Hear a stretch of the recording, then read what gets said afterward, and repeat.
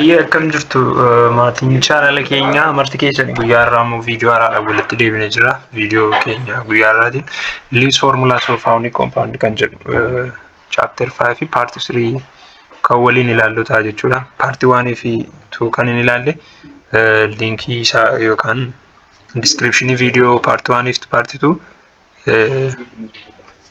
description jala argattu jechuudha. So barnoota keenya guyyaa irraa kan waliin ilaallu ta'a. Chaanala kanaaf haaraa kan taatan jalqabatti subscribe gochuun akkasumallee hiriyoota keessaniif share gochuun viidiyoon kun namoota baay'ee bira akka ga'uu fi like gochuu hin dagatinaa isiniin jenna. So gara barnoota keenyaatti gaafa ceenu part 1 keessatti waa'ee chemical bondii maal akka ta'u ilaalleera. Chemical bondii maal akka ta'e types of chemical bondii illee akkasuma ilaalle. Chemical bonding immoo akkamitti uumamuu akka danda'u ilaalleera.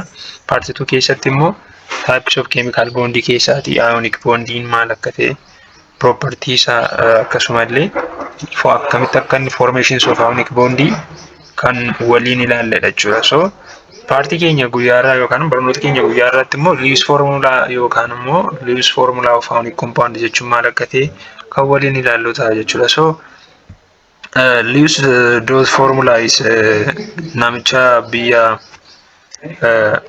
Amerikaa physical chemist yookaan maqaan isaa Gilbert Lewis kan jedhamuunidha. Bara 1916 jechuudha. Kan maal ta'e bara 1916 Gilbert Lewis nama jedhamutu waa'ee Lewis dootii formulaa kana maal godhe proposed godhe jechuudha. So Gilbert Lewis kana kan godheef maalidha? Seerri isaa kun Lewis dootii jechuun electron shell ishee xumurarra jirtuun fayyadamnee fakkeenyaaf yoo fakkeenya fudhannee ilaalle jechuudha. Gilbert Lewis jechuun salphaatti fakkeenyaaf soodiyemiin valence electron isaa meeqa jechuudha? 2,8,1 jechuudha. 11 wanta ta'eef so Gilbert Lewis soodiyemii akka kanaan ibsamu Lewis dot formulaadhaan gaafa ibsamu gara akkamitti akka ibsamu taasisee jira. Soodiyem dootii tokkoon jechuudha. Dootiin kuni maal agarsiista jechuudha? Valence electronii kan soodiyemii kan agarsiista jechuudha. So warreen akka maagniziyeemii warreen elementoota biraallee haala kanaanii kan ibsedha jechuudha. So walumaa gala Lewis waa'ee valence electronii bifa dootiidhaan kan inni ibse maal jedhamee waamama jechuudha? Lewis dot formula jedhama jechuudha. So to explain various types of bonds and visualize changes the valence electrons, the American physical chemist Gilbert Lewis in 1960 proposed Lewis dot formula. So bara 1916 namicha maqaan isaa Gilbert Lewis jedhamutu waa'ee Lewis dot formula proposed godhe jechuudha. So namichi isa kana jechuudha. So in this Lewis symbol atom, the chemical symbol of element with valence electron is represented as dots surrounding it. So kan inni Lewis symboliin kan inni itti ibsamu akkuma amma ibsuuf yaale akka kamitti ibsama jechuudha? Maal godhee chemical symbol element sana maal godhee kan argamu jechuudha? Surround yookaan immoo itti marfamee kan argamu jechuudha. Fakkeenyaaf soodiyemii akkuma amma sila kaase jechuudha.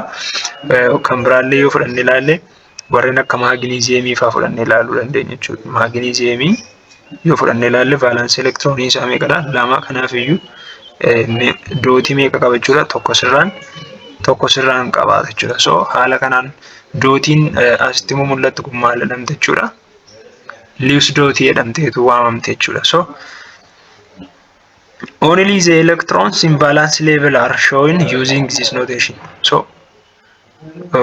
kan nuti fayyadamnu maal duwwaadhaafidha? Valence level kan electronic qofa jechuudha.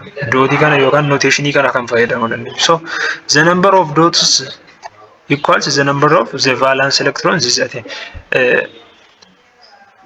dootiin nuun fayyadamnu suni valence electronii kan ateemii sana wajjin maal ta'uu qaba jechuudha? Wal qixa ta'uu qaba jechuudha. Fakkeenyaaf valence electroniin kan soodiyemii 2,8,1 dha wanta ta'eef valence electronii isaa meeqa jechuudha? 1 kana jechuudha. So yeroo kana kan nuun fayyadamnu dootii meeqa jechuudha? Dootii tokko duwwaa qofa fayyadamna jechuudha.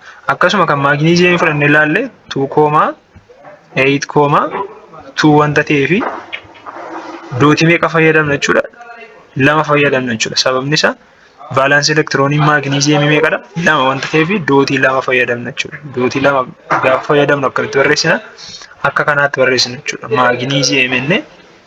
Maagneeziyemii erga fayyadamne barreessine booda maagneeziyemii jenneetu dootii tokko sirraan karaa bitaa tokko karaa mirgaan fayyadamna jechuudha. So walumaa gala Lewis dot formula jechuun kana jechuudha. Fakkeenyaaf chaartii kanarraa akkuma mul'atu jechuudha. Soodiyemii yoo fudhannee ilaalle electron configuration isaa 2,8,1 jechuudha. So yeroo kana 2,8,1 kun Lewis structureedhaan meeqa qabachuudha? Asitti akkuma argamu valence electroniin soodiyemii meeqa ta'uu isaadha? Tokkodha jechuudha. Tokko gaafa ta'u meeqa fayyadamna jechuudha? Lewis dot structureedhaan gaafa keenyu tokko fayyadamna jechuudha. Akkuma kana tokko maagneeziyemii illee fudhannee ilaaluu dandeenya. 2,8,2 valence electroniin isaa 2. So yeroo kana dootii 2 akka kanaan fayyadamnee ibsina jechuudha. Aluminiyemii, siilkii, foosfarasii warreen kana hunda isaanii argoonii fudhannee ilaaluu dandeenya. Fakkeenyaaf argoonii 8 valence electroniin isaa meeqadha? 8 dootii 8 fayyadamne haala kanaan kan ibsinu jechuudha. So warreen asitti mul'atan warreen kun hundi isaanii maalidha? Lewis dot structure jechuudha yookaan Lewis dot formula jechuudha. Lewis dot. So Lewis dot formula jechuun maal jechuudha jechuudha salphaatti valence electronii kan atomii tokko maal goone kan ittiin ibsinu bifa dootiidha yookaan tuqaadhaan kan nuun ibsinudha jechuudha. So eenyutu immoo proposed godhe Lewis dot namicha maqaan isaa Gilbert Lewis jedhamu nama biyya Ameerikaa bara 1916 proposed kan godhedha jechuudha. So fakkeenya biraallee fudhannee ilaaluu dandeenya jechuudha. So Lewis symbols can be also be used to illustrate the formations of cations from atoms. Akkasumallee cation Lewis symboliin kan inni nu fayyadu formations of cationiidhaaf illee nu fayyada jechuudha. Fakkeenyaaf soodiyemiidhaa fi kaalsiyemii fudhannee ilaaluu dandeenya. Soodiyemii akkuma sila ibsine dootii tokko qaba valence electroniin isaa waan tokko wanta ta'eef jechuudha. So yeroo kana gara kaataayinii gaafa foormu godhu maal ta'a jechuudha? Sodium plus sodium positive kaataayinii jechuudha kuni sodium plus E minus yookaan elektiroonii tokko gaafa inni ofirraa maal godhu jechuudha kuni loose godhu jechuudha. So akkasumallee kaalsiyemii immoo fudhannee ilaaluu dandeenya. Kaalsiyemiin yoo fudhannee ilaalle maal gochuusaa kaataayinii atomii irraati maal gochuusaa argina jechuudha. Produce gochuusaa ni argina jechuudha. So akkasumallee Lewis symboliin maal irratti illee nu fayyada jechuudha. Formations of kaataayinii irratti illee nu fayyada jechuudha. So kan bira likewise they can be used to the formations of anions. Anions dhaan illee akkasuma formations of anioniin akka uumamuuf illee nu fayyada jechuudha. Fakkeenyaaf kiloorinii fudhannee ilaaluu dandeenya. Kilooriniidhaa fi sulfur jechuudha. So kiloriniin meeqa qaba? Valence electroniin isaa meeqadha jechuudha? 7 jechuudha. 2,8,7 jechuudha. Maaliif waliigala atomiin isaa meeqadha? 17 wanta ta'eef gaafa electron configuration isaa akka kanaan ta'a jechuudha. So yeroo kana valence electroniin isaa meeqadha? 7 jechuudha kan kilorinii. Kanaaf iyyuu dootii meeqa fayyadamna? 7 fayyadamna jechuudha. 1 2 3 4 5 6 7. So kan sulfurii illee akkasuma fudhannee ilaaluu dandeenya jechuudha. So haala kanaan sulfuriin meeqadha? Kan sulfurii 16dha. 2,8,6 jechuudha. So yeroo kana valence electroniin sulfurii 6 wanta ta'eef dootii 6 fayyadamna jechuudha. So akkanaaf iyyuu for Lewis symboliin maal keessatti nu fayyada? Formations of cationii fi anionii keessatti illee nu fayyada jechuudha. So some examples of Lewis dot formulas of ionic compounds are shown in the below. So fakkeenyaaf asirratti akkuma argaman jechuudha. Fakkeenyaaf soodiyemiin jira, kiloriniin jira. Ionic compound gaafa maal godhanidha? Uumanii liyuus asiidii illee liyuus dootii illee fayyadamuu dandeenya jechuudha. Fakkeenyaaf asitti akkuma sila kaafne soodiyeemiin vaalaansii elektiroonii isaa tokkodha. Kanneen kilooriinii immoo torbadha. So barnoota keenya paartii 2 keessatti immoo yeroo dabalanne formations of ionic compound keessatti octet seera octet ruulii guutuudhaa fi soodiyeemiin maal gochuu qaba? Seera octetii guutuu qaba. Kilooriiniin akkasuma guutuu qaba jechuudha. Yeroo kana maal ta'a inni soodiyeemiin 2,8 waanir kan ture seera octet ruulii guutuudhaan maal godha jechuudha. Seera 8 tokko guutuu fi elektiroonii ishee tokko kana maal godha ofirraati luus godha jechuudha. Yeroo kana eenyudhaaf godha? Kilooriiniidhaaf jechuudha. Kilooriiniidhaaf gaafa luus godhu kilooriiniin immoo meeqa ture kilooriinii 2,87 ture jechuudha. Inni immoo seera 8 guutuu fi elektiroonii meeqa isaan qata jechuudha. Tokkoon qaba. Sababni isaa vaalaansii elektiroonii isaa inni xumuraa 7 wanta ta'eef yeroo kana tokko gaafa kilooriinii soodiyeemii irraa fudhatu meeqa ta'e jechuudha? 8 ta'e jechuudha. So yeroo kana meeqa ta'e? 8. Yeroo kana maal ta'a jechuudha? Ionic compoundiin ni uumama jechuudha. So kanaaf illee nu fayyada. As keessatti illee liyuus dootiin formations of ionic compound keessatti fayyada jechuudha. Akkuma asirraa argamu soodiyem plus into meeqa ta'e jechuudha. Asitti kun meeqa ture? Dootiin asirra jirtu kun 7 ture dura. Asitti yoo kana lakkoofne meeqadha? 8 guuteera jechuudha. So isheen tokkoon kilooriiniin fudhate yeroo irraa fudhate jechuudha. Soodiyeemii irraa fudhate jechuudha. Biraallee fakkeenya maagniiziyemii fi oksijiinii gaafa fudhanne ilaalle maagniiziyemiin meetaalidha. So maagniiziyemiin 2,8 tuudha jechuudha. 12 wanta ta'eef 8 2. So yeroo kana baalaansii elektiroonii isaa 2. So dootii meeqa fayyadamna jechuudha? 2 fayyadamna jechuudha. Akkasuma irraa mul'ata. So oksijiinii yeroo kana immoo meeqadha? 2,6 wanta ta'eef meeqa jechuudha? 6 jechuudha. Inni xumuraa 6 wanta ta'eef yeroo kana maal ta'a? Dootii 6 fayyadamna jechuudha. Haa ta'u malee yeroo kana seera octet ruulii guutuudhaaf maal godha jechuudha? Maagniiziyemiin elektiroonii 2 maal godha? Oksijiiniidhaa fi geen godha jechuudha. Yeroo kana immoo oksijiiniin maal godha? Absorb godha jechuudha. So seera octet ruulii keessatti maal jennee paartii darbe keessatti yeroo baranne neen meetaaliin maal godhanne? Elektiroonii geen godhanne. Neen meetaalii warreen ta'anii elektiroonii maal godhu? Geen godhu. Meetaalii warri ta'an immoo elektiroonii luus godhu jechuudha. So isaan elektiroonii laatu neen meetaaliin immoo elektiroonota fudhachuudha. Neen meetaalii warreen ta'an warra akka kamidha? Kilooriinii, oksijiinii, fluoriinii fa'a jechuudha. Meetaaliin immoo warreen akka soodiyeemii, maagniiziyemii, kaalshiyeemii jechuudha. So barnoota yeroo darbee keessatti ilaalleera kana. So ionic compoundiin gaafamu yeroo kana maal ta'a jechuudha? Lamman isaaniiyyuu seera 8 guutaniiru jechuudha yeroo kana. So kan vaalaansiin kan maagniiziyemii 2,8 irraa gara kamitti deebi'a? 2,8. Kan oksijiiniis immoo gara 2,8tti ta'a jechuudha. So yeroo kana maagniiziyem oksayidii fi yookaan immoo maagniiziyem ayinii fi oksayid ayinii ni uumama jechuudha. So bifa kanaan kan uumamu ta'a jechuudha. So fakkeenya garaa garaa fudhattanii ilaaluu dandeessu. So the Lewis dot formula can be also be represented using atomic diagram as shown. Akkasumallee Lewis dot formula bifa diagramiidhaan illee ibsuu dandeenya jechuudha. So the dot is on the atomic diagram represents electrons. Diagramii irratti dootiin argama jechuudha. Warreen kana jechuudha. Dootii warreen kun argaman maal bakka bu'u? Elektiroonii bakka bu'u jechuudha. So some dots are styled simply to show you the electrons involved in chemical reaction. So you don't have to make a star on the electrons involved in the chemical reaction as a rule. So fakkeenyaaf kan soodiyeemii akkuma ilaalaa jechuudha. Soodiyeemii fi kilooriinii jechuudha. Soodiyeemii fi kilooriinii gaafa reaction gaggeessan. So soodiyeemiin meeqa jenne? 2 8 tokko ture mitiire. So garuu seera 8 gaafa guutu maal ta'a jechuudha? 2 gara 2 8 ta'a jechuudha. Seera 8 gaafa guutu. Kanaaf iyyuu asirra kan jiru kana yoo lakkoofne fakkeenyaa fi First sheelii jalqabaarra kan jiru meeqatu jira? Elektiroonii lamatu jira jechuudha. Akkasumallee second sheelii irra kan jirtu immoo yookaan M sheelii irra kan jiru meeqatu jira?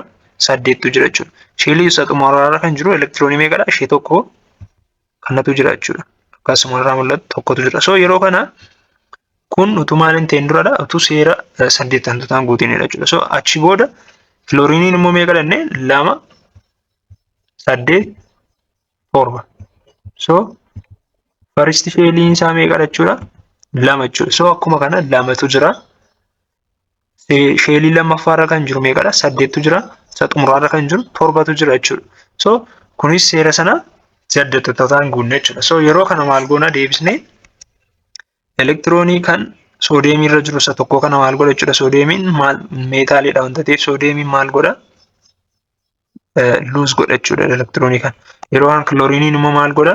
Geeyin godha jechuudha. Waan maal ta'eef neen meetaalii wanta ta'eef.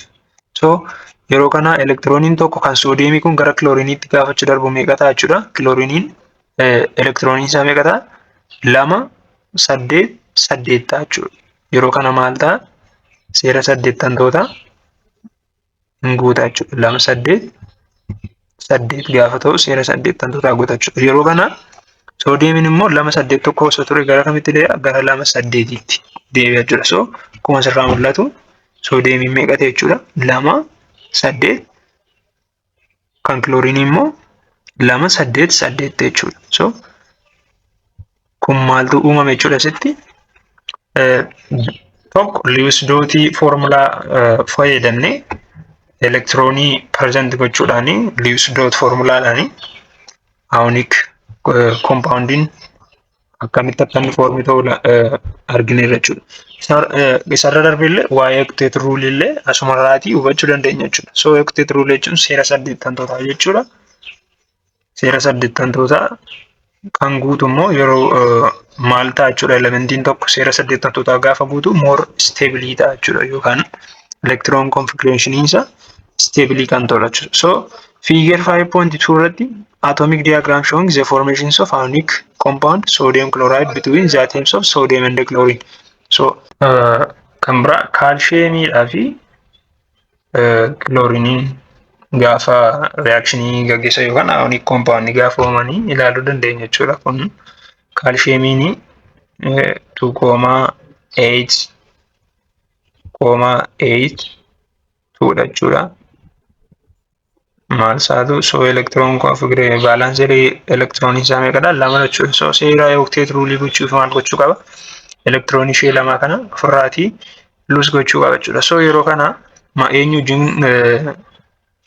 reaction godha? Kilooriinii wajjin jechuudha. So yeroo kana haala kanaan kaalshiyeemii kaataayinii fi kilooriin aayiniitu maal ta'a?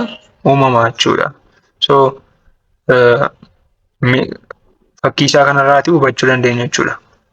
Maal ta'e asitti elektiroonii meeqa qaba? Vaalaansii elektiroonii isaa inni 2 inni xumuraa tokko kilooriinii isa tokkoof tokko immoo kilooriinii isa tokkoof kenna jechuudha. Yeroo kana kilooriiniin kun gara 2,88tti maal godhata? Vaalaansii elektiroonii isaa gara sanatti jijjiirama jechuudha. Dura meeqa ture? 2,87 ture jechuudha. So yeroo kana hundi sadan isaanii iyyuu maal ta'anii jechuudha? Seera octet rule guutanii jechuudha. So walumaa gala Lewis dot formulaan maaliif nu gargaara jechuudha? Bifa fiigerii yookaan bifa diyaagiraamii haala kanaanii elektiroonii ittiin ibsuu dandeenya. Akkasumallee formations of kaataayinii kan aanaayinii ittiin ibsuu ni dandeenya jechuudha. So faayidaa garaagaraa kanaaf kan ooludha jechuudha. So waa'ee octet rule sirriitti maal akka ta'e ilaaluudhaaf viidiyoo paart 2 kanaan dura hojjennee seentanii ilaaluu dandeessu jechuudha. Sirriitti achirratti ibsameera waa'ee ionic compoundii ionic bondii maal akka ta'e octet rule seerota octet rule detail explanationidhaan hojjenneerra jechuudha. So achi jalaatii argachuu dandeessu jechuudha. So the other one is general properties of ionic compounds. So propertiin isaanii maal akka ta'e kan ilaallu ta'a jechuudha. So ionic compounds contain ionic bonds. So ionic compound jechuun maal kan contain godhedha? Ionic bondii kan qabudha jechuudha. So ionic bondii kan jedhu immoo paartii kanaan dura keessatti ilaalle irratti what is ionic bond kan jedhu ilaalleerra. So ionic bondii jechuun maalidha jenne? Transfers of electrons from charge positive to negative or cation to anion dhanneetu ilaalla jechuudha. Fakkeenyaaf fudhannee ilaalleerra soodiyemiidhaa fi kiloorinii fudhannee ilaalla jechuudha. Soodiyemiin positive, kiloorinii negative yookaan chargiin isaa anioniif kaataayinii ta'uusaa fakkeenya barnoota keenya yeroo darbe keessatti paartii darbe keessatti ilaalleerra jechuudha. So an ionic bond is formed when there is a large electronegativity difference between the elements participating the bond formation. So ionic bonding kan inni uumamu yeroo kamidha jechuudha. Electronegativity elementii tokko gaafa maal ta'udha? Baay'ee guddaa ta'u kan uumamudha jechuudha. So the greater electronegativity differences among the atoms are what? Strong attraction between cation and anion. So yeroo electronegativity differencein isaa guddaa ta'u kan maali jechuudha? Atomota gidduutti atomota garaa gidduutti greater electronegativity gaafa jiraatu maaltu ta'a jechuudha? Stronger attractions of cation yookaan anion jiraata jechuudha. So the properties of ionic compounds depend on strongly cations and anions. So propertiin isaanii yookaan amalli ionic compound tokko kan inni irratti depend ta'u yookaan kan inni irratti hundaa'u maal irratti jechuudha? Cimina kaataayinii sanaa yookaan aniinii sanaa irratti hundaa'a jechuudha. Maal cimina kaataayiniin tokko ionic bond attract gochuusaa yookaan aniiniin tokko ionic bond attract gochuusaa irratti hundaa'uudhaan amalli ionic compound sana maal akka ta'e adda baasuu dandeenya jechuudha. So based on the above behavior, ionic compounds exhibit the following properties. So kanarratti hundaa'uudhaan amaloota tarreeffamanii jiran kana kan ilaallu ta'a jechuudha. Amaloonni cimina kaataayinii yookaan aniinii sana irratti hundaa'uudhaan amalli ionic compound tokko maal akka ta'e kan waliin ilaallu ta'a jechuudha. So the first one is they form crystals. Amalli ionic compound inni jalqabaa maalidha? Crystallii maal gochuu danda'u? Form gochuu danda'u jechuudha yookaan uumuu danda'u jechuudha. So as we know, substance can exist in one of the three states. So akkuma beekamu substancein tokko kan inni exist godhu yookaan state sadiitu jira jechuudha. Akkuma kanaan dura beeknu solid, liquid fi gaasii jedhamu jechuudha. Stateonni jiran kun sadiidha. Jajjaboo dhangala'oof gaasii warra jedhaman jechuudha. So a solid state substances can exist as powder, crystal or amorphous. So solid statein tokko kan inni exist godhu maal keessatti jechuudha? Kanneen akka powderii, crystallii fi amorphousii fudhannee ilaaluu dandeenya jechuudha. So crystal or amorphous. So most ionic compounds exist in crystalline solid form. Baay'een isaanii crystalline solid formidha jechuudha. Maaltu ionic compound as keessatti gara duraatti yeroo sadarkaa yuunivarsiitii seentanii kan isin barattanii akka kanaatti wal keessa osoo hin taane crystalline bakka gurguddoo lamatti qoodama jechuudha. So amorphousiidhaa fi crystalline solid form jedhamuudhaan bakka gurguddoo lamatti qoodama jechuudha. Amorphousii warreen ta'an warreen akka gilaasii, pilaastikii fa'aa jechuudha. Crystalline solid form warreen ta'an immoo meetaalikii fa'aa jettanii kan ilaaltanii barattan ta'a jechuudha. So the constituent particles of crystals are what? Ions. It is not what? Molecules. So constituentiin particlii sanaa kan crystallii maalidha jechuudha? Ayinootadha malee molecuulii miti jechuudha. Ayinii jechuun immoo maalidha? Positive or minus warreen ta'an jechuudha. So kanaafiyyuu ayiniidha malee molecular unit. So the opposite charged ions in ionic compounds are held together very strongly by what? Electrostatic or electrostatic force of attraction. Opposite charge in ionic compound is kan isaan walitti qabamanii yookaan held ta'anii jiranii maalinidha jechuudha. Electrostatic force of attraction jechuudha. Kan maali opposite charge positive fi negative akkuma yeroo darbee dubbanne jechuudha. Kan positive fi negative gidduu jiru elementi sana gidduu jiru electrostatic force sun maalidha? Strongidha jechuudha. So hence ionic compounds are generally what? Hard solids. Walumaa gala ionic compoundin maalidha jechuudha? Hard solid jechuudha yookaan ciccum baay'ee kan jajjaboo ta'anidha jechuudha. So jajjaboo kan hardidha jechuudha. Soft osoo hin taane, soft solid osoo hin taane hard solididha jechuudha. So at anatomic level, an ionic crystal forms regular structure. Ionic crystal structure regular mataa isaanii qabaata jechuudha. So with what the cation and anion cation. So walumaa gala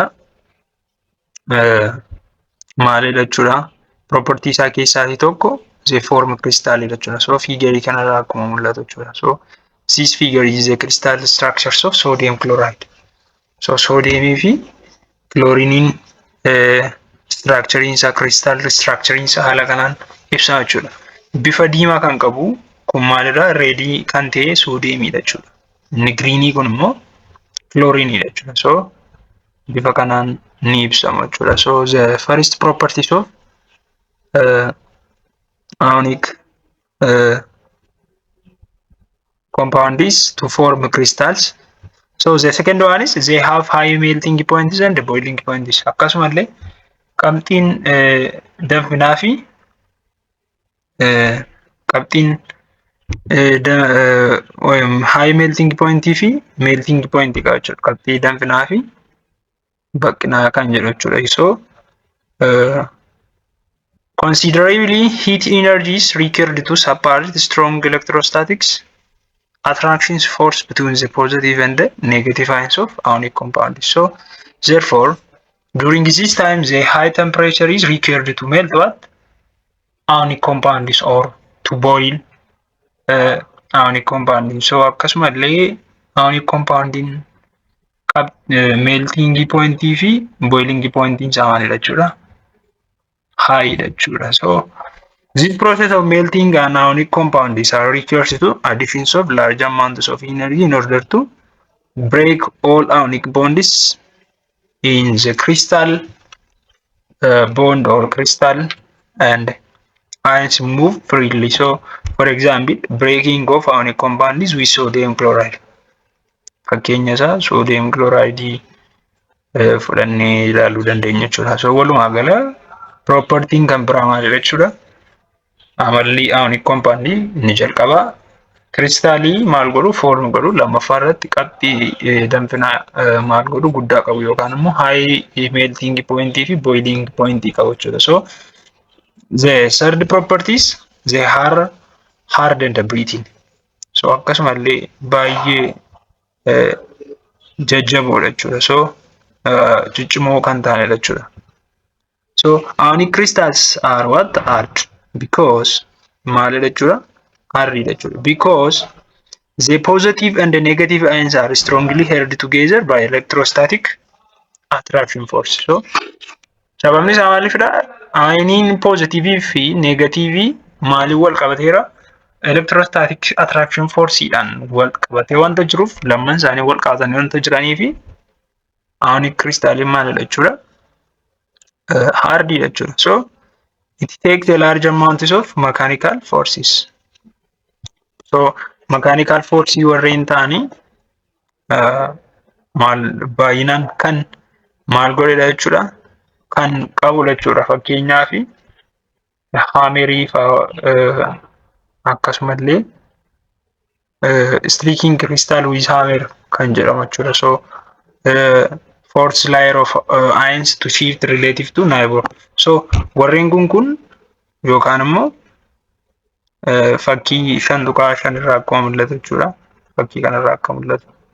Yoo ilaalle appearance of sodium chloride cluster before and after heating. So inni jalqabarra jiru utuu heat hin ta'inidha. Erga heat ta'edha jechuudha kun. So kanaaf hardidha jechuudha. So the strong repulsive forces between like charged ions cause the crystal to break. So the properties of being hard, but it is what able to broken is known as breathliness jedhama jechuudha. So cimaa ta'e kan break ta'uu hin dandeenye yookaan repulse ofirraa godhu jechuudha. Cimina isaa keessa ba'ee inni immoo maalidha?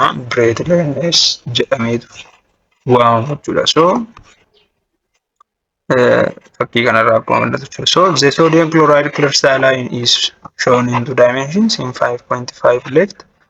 Sasarraati mul'atu jechuudha. So when struck by hammer, the negatively charged chloride ions are focused near to what one another and repulsive forces causes to the crystal shattering jechuudha. So inni mirgaarratti murgatu kun kan inni maal godhu ofirraati repulsive force gaafa qabaatu jechuudha. Gaafa erga maal ta'eeti heatingii erga ta'eeti booda jechuudha. So inni jalqabarra irra jiru kun immoo maalidha? Negative hammeriidhaan struck gaafa ta'ee jirudha jechuudha. So garaagarummaan isaa kana jechuudha. So walumaa gala propertiin isaa maalidha? Hardii fi breathly ta'uu isaa kan agarsiisudha jechuudha. So akkasumallee they are soluble in polar solvents. Akkasumallee polar solvent keessatti ni bulbulamu jechuudha. So the solubilities of substances maximum amounts of solute can dissolve in given quantities of solvent. So solubility is what? It is depends on the what? Chemical nature of both solute and solvent. So solubility yookaan bulbulamaan tokko kan inni irratti hundaa'u maalidha? Amala keemikaalaa kan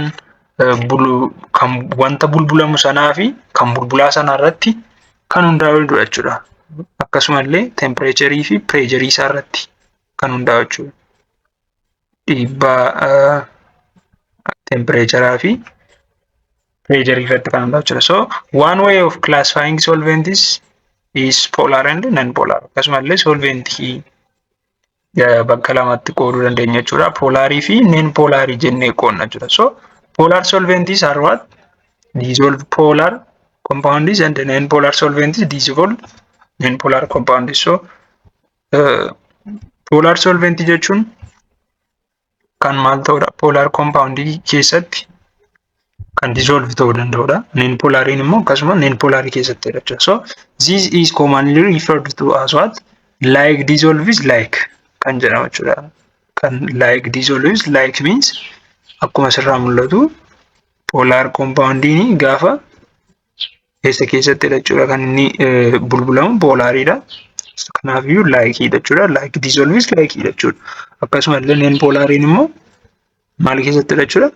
Non-polar compound keessatti dissolve ta'a. So this like dissolves like jechuudha. So polar solvent is what? Polar solvent is a solvent that has what? Large partial charges. Partial charging isaa maal kan ta'edha? Guddaa kan ta'edha jechuudha. Maaltu polar solvent? For example, waterii fudhannee ilaaluu dandeenya. Methanol, liquid ammonia, liquid hydrogen fluoride, acetone, ethanol are what? Common examples of polar solvent. Warreen kun hundi isaanii polar wateriin, methanol, liquid ammonia warreen kun maal jechuudha? Polar solvent jechuudha. So isaan polar solvent ta'an kun maal keessatti bulbulamuu danda'u jechuudha? Polar compound warreen ta'an keessatti bulbulamuu danda'u jechuudha. So there are however several ionic compounds that are insoluble in water. Kan bishaan keessatti illee hin bulbulamne ni jiru kan biraan jechuudha. So most salts of carbonates, oxalates, phosphates, sulfides and hydroxides what insoluble in water. So warreen akka kaarboneetii, oxalateii, phosphates fa'aa kun immoo maal hin taane jechuudha bishaan keessatti hin bulbulaman jechuudha. Akkasumallee hydroxide fa'aa yoo fudhannee ilaalle bishaan keessatti hin bulbulaman jechuudha. So walumaa gala propertiin kan biraa maalidha jechuudha. Solubly in polar solvent jechuudha. Maaltu ionic compounding jechuudha. So the other one is they conduct electricity when they are dissolved in water or molten states. Akkasumallee elektirikii maaliin godhu jechuudha conducting godhu jechuudha yeroo kamidha yeroo bishaan keessatti bulbulan fakkeenyaaf sodium chloride fudhannee ilaalla. Sodium chloride maalidha? Charge positive fi negative qaba. Bishaan keessatti gaafa bulbulamu maal ta'a jechuudha? Electricity conduct godha jechuudha. So melting and dissolving ionic compounds makes cations and anions to what? Free move yeroo san bishaan keessa bakkaa bakkatti socho'uudhaa fi free movement argata jechuudha. Yeroo maal ta'a bishaan keessatti gaafa dissolve ta'an warri kam ionic compound jechuudha. So since the ions are free charged particles, they move toward this as what? Respective electrode under the influence of electric field and conduct electricity through the solution. So solution sana keessa gara free charged particle ta'anii bakka bakkatti ni socho'u jechuudha. So yeroo kana maal ta'u electricity conduct gochuu danda'u jechuudha. So molten ionic compounds also conduct electricity. For example, sodium chloride in its molten state release what? Sodium cation. Sodium cation maal godha? Release godha jechuudha. Bishaan keessatti yookaan immoo molten state keessatti jechuudha. Akkasumallee chloride anion illee maal ta'a release ta'a jechuudha. So akkuma asirraa mul'atu jechuudha. Sodium chloride gaafa molten state keessatti reaction gaafa gaggeessee jiru yookaan immoo dissolve ta'ee jiru maal ta'a gara sodium cation fi chlorine anioniitu release ta'a jechuudha. So in an electrolytic cell, the sodium cation moves to what? Negative electrode. Yeroo kana electrolytic cell keessatti seeliin bakka lamatti qoodama electrolytic fi galvanic jedhamanii qoodamu jechuudha. So yeroo kana electrolytic cell keessatti maal ta'a gara maalitti deema? Sodium cation gara negativiitti deema jechuudha. Sababni isaa maalifidha? Sodium cation jechuun positive wanta ta'eef inni immoo maal jedhamee waamama? Cathode jedhamee waamama jechuudha. So and the chloride ions moves toward positive electrode or anode. So positive electrode jechuudha. So this causes complete movements of charge across the circuit. So to produce what? Electricity jechuudha. So yeroo kana sodium gara maalitti deema jechuudha. Sodium cation gara negative electrode yookaan cathodiitti deema jechuudha. So kana jechuun cathodiin kana jechuudha. So sodium eessarraan deema? Asiidii gara kanaatti deema jechuudha. So chlorine immoo gara negative positive iodii yookaan anodiitti deema jechuudha. So maal jedhame waamama jechuudha. Iddoon kun salt bridge jedhame waamama jechuudha. Salt bridge jedhame waamama. Gara kutaa 12 akkasii hin barattu salt bridge jedhame waamama. Faayidaan isaa maaliif gargaara? Salt bridge'n ioniin keessa flow ta'uudhaaf ni gargaara jechuudha. Asirraan dhufee gara kanatti gara anodii gara kaatodiitti darbuudhaaf salt bridge'n faayidaa guddaa qaba jechuudha. Akkasumallee baatiriidhaaf jechuudha. So to flow it is used to flow the ions jedhama jechuudha. So akkasumallee asirraa warreen argaman kun kaatodiin ni jiraata, anodiin ni jiraata jechuudha. So bifa kanaan maal gochuu danda'a jechuudha? Electricity conduct gochuu danda'a jechuudha. So figure 5.6 in an ionic solution the A plus ions migrate towards what? Negative electrode. A positive kun eessa gara kamitti deema jechuudha? Gara kanaatti deema jechuudha. Gara kanaaf yookaan asii maaltu jira jechuudha? soodiyemii jira jechuudha. Soodiyemiin gara kamitti gara kanaatti yaa'a jechuudha. So while B minus ion is migrate to positive electron. B inni kun immoo gara kamitti gara kanatti asii ol migrate ta'a jechuudha. So chlorine jechuudha kun. So kun asii ol gaafa yaa'u positive asirraan gaafa yaa'u eessatti wal dhufanii baatirii jira si as baatirii jira. Yeroo kana maaltu uumama jechuudha sitti ifatu uumama jechuudha. Yeroo ifti uumamnu sun maaltu ta'e jechuudha. Propertiin kana conduct electricity uumuusaa kan nu mirkaneessu yeroo asitti ifti uumamudha jechuudha. So haala kanaan ilaaluu dandeenya jechuudha.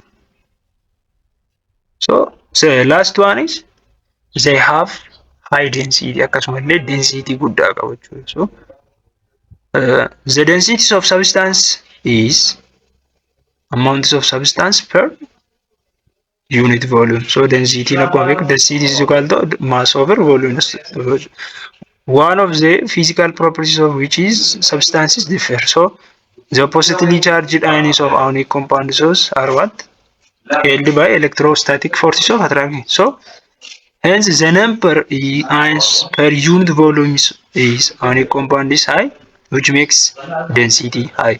Zero number of ions in volume tokko guddaa ta'uu maal ta'a jechuudha. Densitiin isaallee akkasuma wal faana hin guddata jechuudha. So warreen kun hundi isaanii density guddaa qabaachuunsaa electricity conduct gochuun bishaan keessatti soluble ta'uun hardii ta'uunsaa akkasumallee melting fi high boiling point qabaachuunsaa form crystal gochuunsaa kun maalidha? General properties of ionic compound jechuudha. So hundi isaa haala kanaan ilaaluu dandeenya.